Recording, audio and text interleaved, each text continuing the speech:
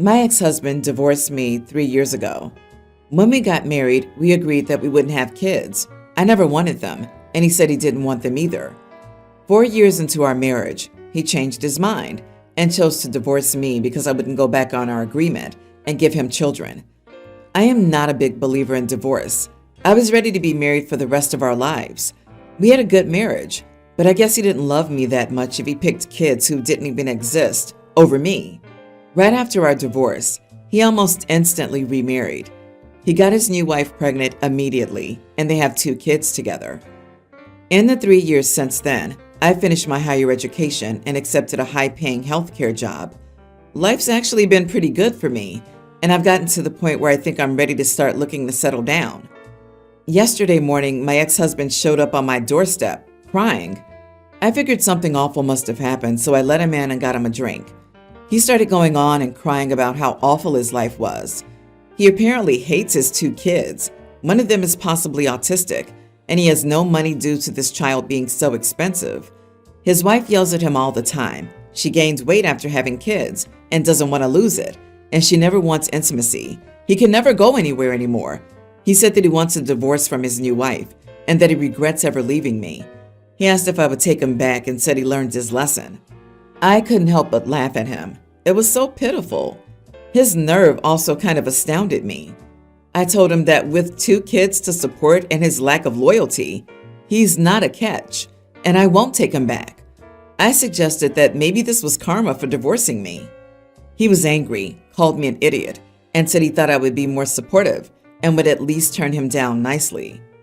Am I the idiot for laughing at my crying ex-husband and calling his suffering karma? He does realize that divorcing his wife doesn't make his responsibility for his kids go away, right? Right? You're not the idiot. He made choices that led to his current situation, and it's not your responsibility to fix his life. Focus on your own happiness and let him deal with his consequences. Probably he wants to be a Facebook dad. My parents did foster care for years, and 99% of these dads were like this. Kids' social workers had to practically beg the fathers to show up for visitation. If they did show up, they'd mostly ignore the kids except for a few Facebook photos where they'd moan about their kids being their whole worlds and how the evil mom or the state was keeping them from them. Andy's talking crap about his wife gaining weight, refusing to lose it, and not being intimate.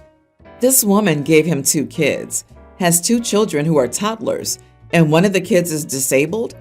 With a husband who admitted he hates his kids, she probably doesn't have time to lose weight or energy for intimacy. But he doesn't want to leave until he has a cushion to land on to avoid any bumpy periods of time or have to start over again from scratch. At least have the guts to leave way before you get romantically involved with someone else. Yeah, he's trying to monkey branch his way over to OP so he doesn't have to handle his emotional regulation. He fully expected her to be welcoming and supportive, since that's how he remembers her from when they were in a relationship. Mike's tried to worm his way back into my life 3 years post-divorce. He was all sweet and apologetic. I told him if you want forgiveness, get on your knees and beg Jesus, because that's the only place you're getting it. He had 2 other marriages and seems happy with number 3. I'm definitely better off without him. Oh, wow. What goes on in the heads of guys like this, that they think they can break someone's heart, come back sobbing and pathetic years later, and that their ex-partners are going to be supportive?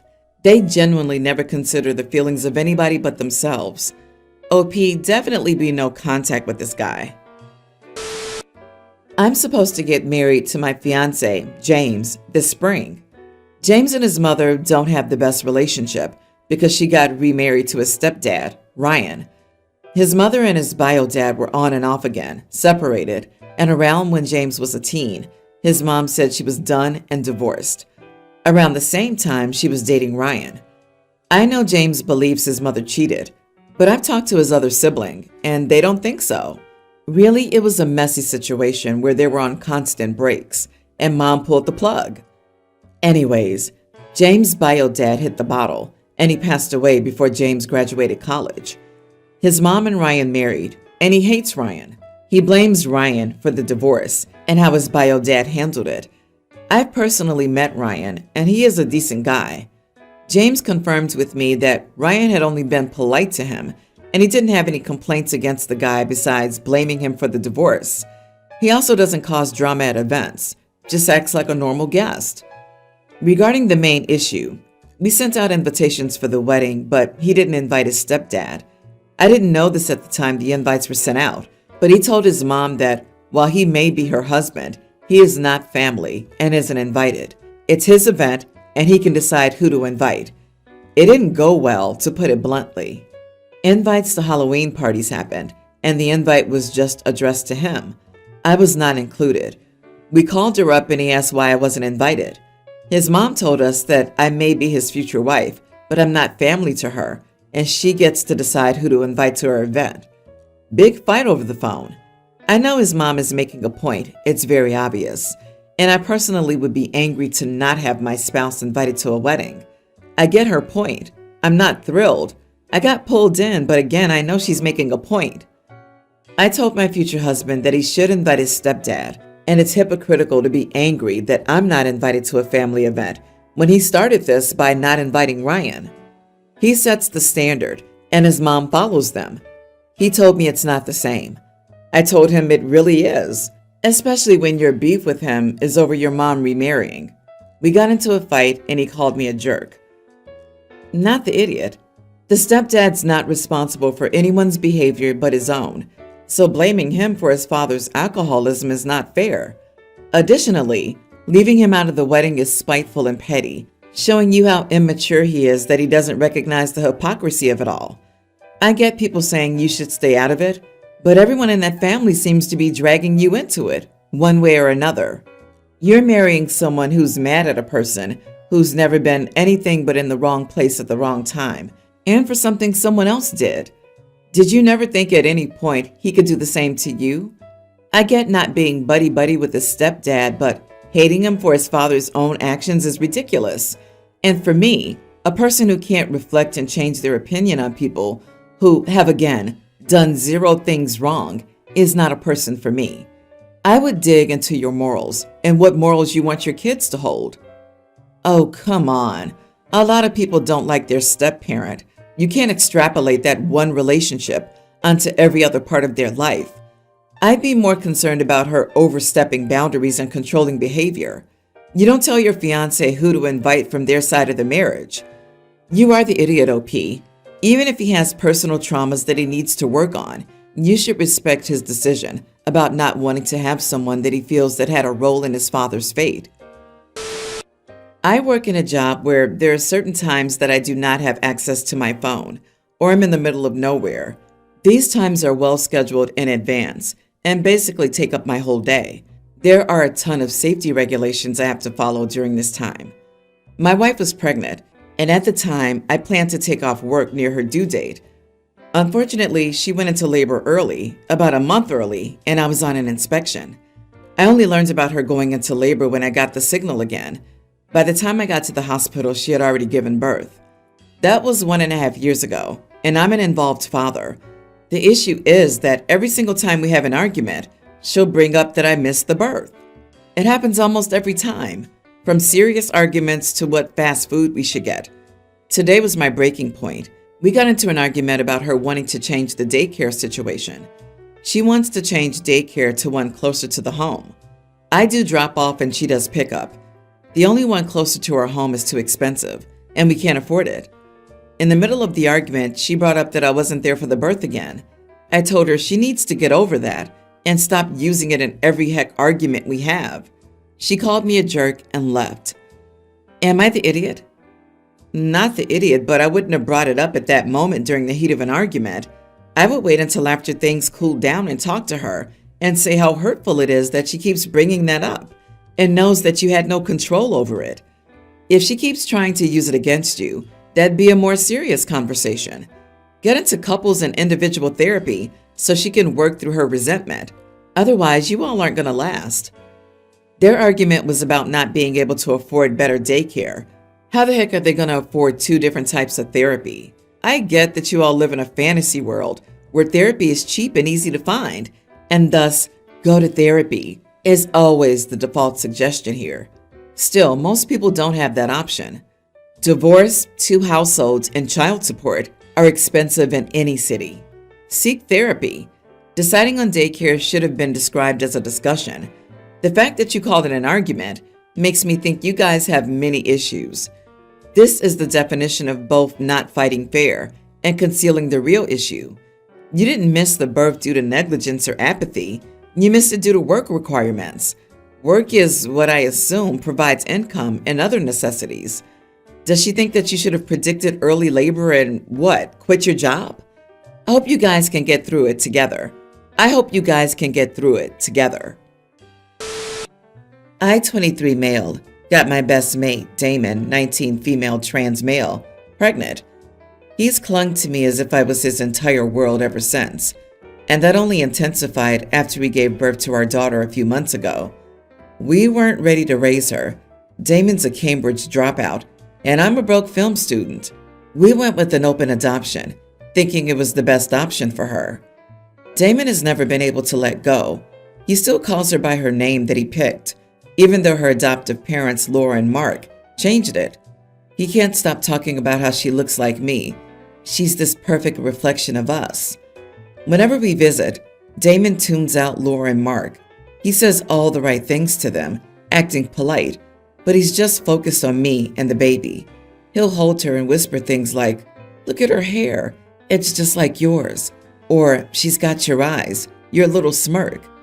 He completely ignores the fact that she's being raised by other people. Damon hates how perfect and polished Laura and Mark are. He's jealous of the life they're giving her. He's also desperate to have another baby with me. He's convinced that it'll fix everything, that this time we'd be a family. He kept saying we could do it right this time, but I kept telling him we were not ready. Damon won't listen. He's convinced having another baby would make everything better. Last week it all came to a head. We were visiting Laura and Mark, and as usual, Damon was glued to the baby, still calling her by the name that we gave her. He held her, ran his fingers through her hair and said, "She's going to be tall, like Jarvis. She's already got his legs. She's going to grow up lanky and awkward, just like him."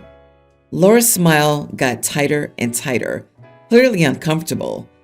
Later, Laura pulled me aside.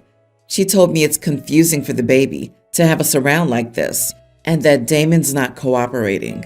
She suggested we step back for the baby's sake. That's when I snapped. I told her, "We agreed on an open adoption. You don't get to shut us out because we don't fit into your perfect life." Mark chimed in, saying that they're just thinking about what's best for the baby. But I pushed back, saying Damon loves that baby more than they'll ever understand. Damon overheard and broke down afterward. In the car, he was angry, saying, "You shouldn't have said anything, Jarvis. They'll cut us off now. We need to be grateful." He's terrified that we'll lose the baby completely, and now he's even more desperate to have another one, convinced that's the only way to fix things. It felt right in the moment, but a part of me wonders if I've made things worse by standing up to them. Everyone around us says we should be thankful the baby's in a good home. Now I'm questioning if I pushed too hard, and if Damon's right, that I should have stayed quiet. Holy heck, yes, you are the idiot.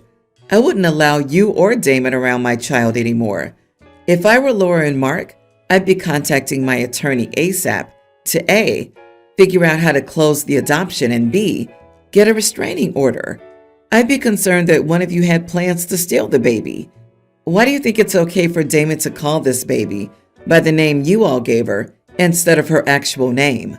That's not love. You both need therapy. Huge, huge therapy. Like university research grade therapy. Obviously, getting pregnant was a mistake. The idea of an open adoption was an even bigger one. And now the very biggest one is the way you're treating this poor innocent child and setting her up for a lifetime of confusion and probably her own batch of therapy. I don't know if there's any way for the adoptive parents to go to court and close an open adoption, but if you keep this up, that's what's going to happen. Stop it. Honestly, I'm not sure Damon's even that interested in the child per se.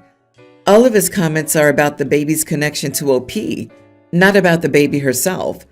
It really seems like Damon just sees the baby as an avenue to deepen his relationship with OP, which is also why he's so eager to replace the baby with another one. The solution to "we gave the child away because we can't take care of one" is definitely not "let's have another one to make our family perfect." He's in desperate need of therapy. My sister, young teen, and I, nearly adult male, lost our dad 10 years ago. At the time, our dad had left Mom and filed for divorce, but he died before the divorce was finalized. They were divorcing over money. Mom was always bad at it. We had some money troubles, or Mom did, because of her spending, and it was always stuff for herself that she skipped bills to pay for. For this reason, Dad had set up an inheritance for us that Mom couldn't touch. Our grandparents hold both of our inheritances, and they have strict instructions on when they should and shouldn't allow some to be taken. If we need food or one of us gets sick, or if there's something life-changing that we really want. But my grandparents have the more detailed instructions. Mom was always angry that Dad didn't leave her in charge of the money, and she has tried to get a hold of some of it multiple times. My mom is remarried now and made a blended family, but I don't really see any of them as family, even Mom. Mom's spending is not much better now, and she and her husband struggle sometimes, and there are 4 other kids. 2 are her husband's from before, and 2 are her and her husband's kids. We're way better off than them, even though in the house we technically have the same. We have more family, we have the inheritance, and we know we'll have family help if we need it. And sometimes we get money from the inheritances. My grandparents asked Mom to provide proof of how much she needed to feed us and only us. She cannot say it's some amount for everyone. Even if the other kids had nothing, my grandparents only provided this money for us. My mom and her husband are angry about this. They have accused my grandparents of being cruel and stuff before. My grandparents said they didn't care. It's a huge freaking deal between them. Lately, my mom and her husband's money issues are worse, and we're basically eating what comes from my grandparents or the inheritance. And yeah, my grandparents tried to get custody, but this stuff wasn't enough to get custody of us, even though we both wanted it. My mom and her husband are angry that the other kids are worse off. So Mom told my sister and me that one of us needed to ask our grandparents for money and lie and say that we wanted it for something for us. I refused, and when my sister refused, I supported her and told Mom she couldn't bully us into lying. Mom asked me if I was okay with 4 of my siblings being without. I shrugged in response. Mom tried to tell us again, but the refusal stayed. She told me I was turning out to be as cruel as my grandparents. Am I the idiot? Not the idiot. The cruel ones are your mother and stepfather. Why don't they have more money? They each had 2 kids when they got married and had 2 more. That means that they have 6 kids to provide for? In order to support a family that size, 2 incomes are required. Luxuries are not in the budget at all. If your mom's spending has left them terribly in debt, then Mom needs to get a second job if she's already working. Your parents aren't cruel. Your mom is, because she values things over budgeting for her family.